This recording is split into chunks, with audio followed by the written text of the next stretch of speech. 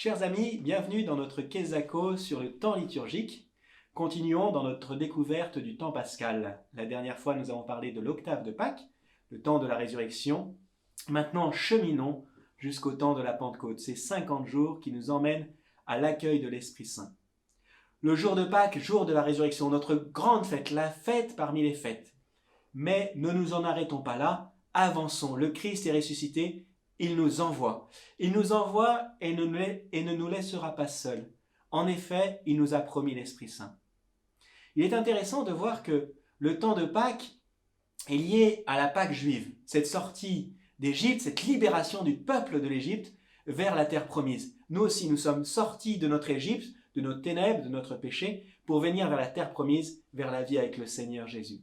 Et puis, la fête de la Pentecôte est justement dans ce temps de l'Exode, le temps où le peuple hébreu reçoit la loi, les 10 commandements, les 10 paroles de Dieu. Et nous, dans le temps de la Pentecôte, nous recevons l'Esprit Saint, cet Esprit qui nous renouvelle, cet Esprit qui nous envoie. Et justement, voilà, entrons dans cette dynamique-là, comme le peuple hébreu, nous chrétiens, entrons dans cette dynamique. Nous avons donc l'octave, et puis après, nous avançons jusqu'à l'ascension, 40 jours après, temps où Jésus remonte au ciel, et jusqu'à la Pentecôte, où il envoie l'Esprit Saint. Il est intéressant de voir que durant tout ce temps pascal, eh bien, les textes de la liturgie nous invitent à lire les actes des apôtres. Les premiers pas des premiers chrétiens, qu'ont-ils vécu, qu'ont-ils fait?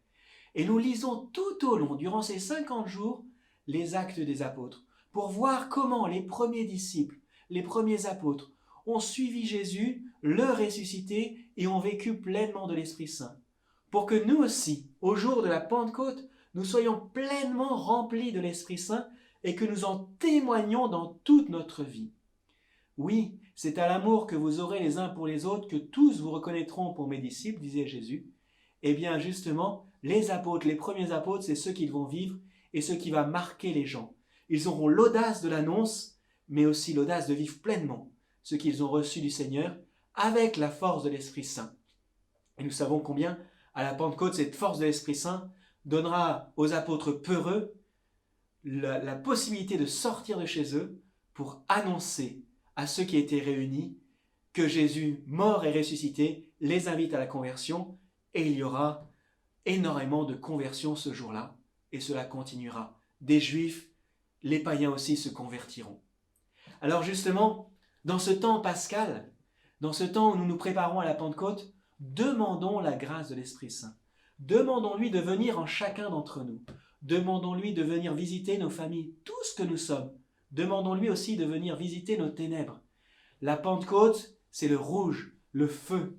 Alors ce feu, demandons-le. Demandons d'avoir le feu au cœur, le feu justement dans le plus profond de notre cœur, qu'il brûle en nous, pour qu'il brûle auprès de tous nos frères. Et je voudrais reprendre la séquence de la Pentecôte que nous pourrons chanter ou lire au jour saint de cette Pentecôte, de la descente de l'Esprit Saint. Viens, Esprit Saint, en nos cœurs. Envoie du haut du ciel un rayon de ta lumière. Viens en nous, Père des pauvres. Viens, dispensateur des dons. Viens, lumière de nos cœurs. Consolateur souverain, ôte très doux de nos âmes, adoucissante fraîcheur. Dans le labeur, le repos, dans la fièvre, la fraîcheur, dans les pleurs, le réconfort. Ô lumière bienheureuse, viens remplir jusqu'à l'intime le cœur de tous tes fidèles. Sans ta puissance divine, il n'est rien en aucun homme, rien qui ne soit perverti. Lave ce qui est souillé, baigne ce qui est aride, guéris ce qui est blessé. Assouplis ce qui est raide, réchauffe ce qui est froid, rends droit ce qui est faussé. À tous ceux qui ont la foi et qui en toi se confient, donne tes 7 dons sacrés. Donne mérite et vertu, donne le salut final, donne la joie éternelle. Amen.